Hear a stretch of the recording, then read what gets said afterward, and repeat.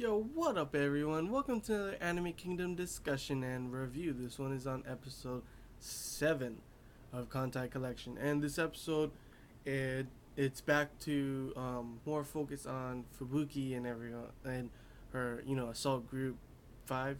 And pretty much what happens at the beginning of this episode, I was like, no. But they're out pretty much, like, I guess it's just an exercise, but then all of a sudden, Abyssos came out of nowhere and they started fighting them, and Kaga and Zuikaku are still fighting. So they still have that fighting each other kind of thing going on, and they get too far ahead of the group. And, Carrier shouldn't be in the front, obviously, and all of a sudden Zuikaku not paying attention. A torpedo is coming right at her, but Kaga comes and pretty much protects her.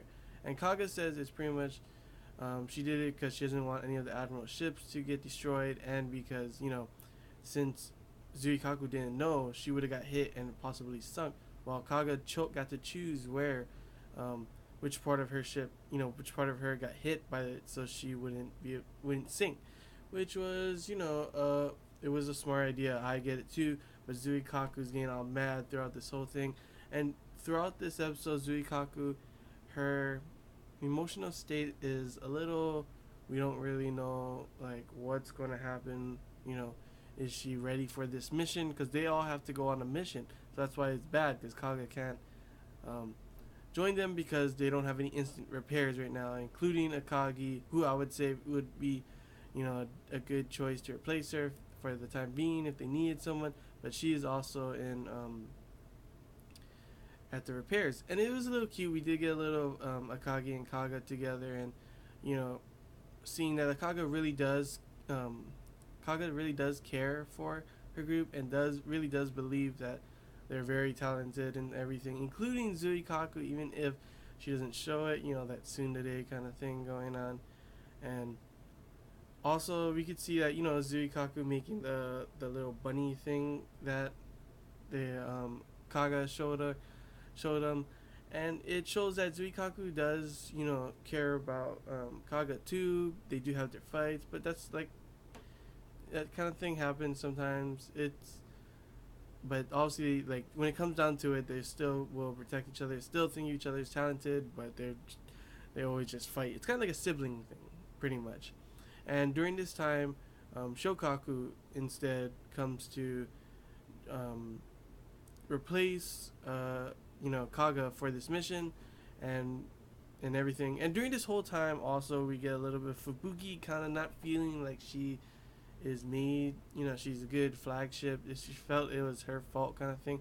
To which later on she knows it's not, and she's doing a good job. Even the secretary ship and the admiral, they both said that she's doing a good job, and a lot of people too, because that's a group that normally wouldn't work, but because of Fubuki, they're still together and everything.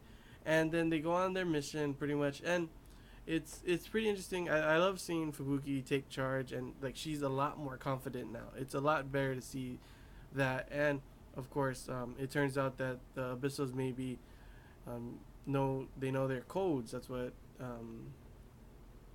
the admiral thought, and why they think that they know what they're gonna do, and that's why it ends up being sort of a trap thing going on. They figure out, they find, they split the group after when they find carrier off in the distance. Zuikaku and Shokaku go.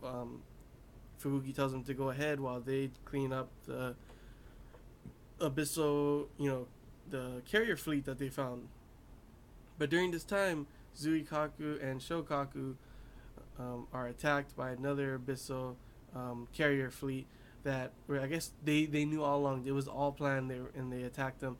But during this time, we also see, Zuikaku realizing, what Kaga said, and even in the desperate times, there's like a little hope, kind of little thing that you could do, and that's what she ends up doing. They go into like this stormy area, and for now, to try and, like, once they get out, then they can send planes out to Fubuki them, to which later on Fubuki realizes, oh my gosh, that was what's going to happen.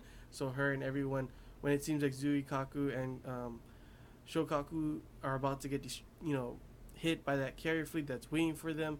Here comes the rest of, you know, the group, Kitakami, Oi, um, Fubuki, and of course Kongo, and they all come and pretty much save them, and everything goes good, everything's well, and they end up destroying one carrier and one, um, damaging one a lot. So it's pretty much a mission complete.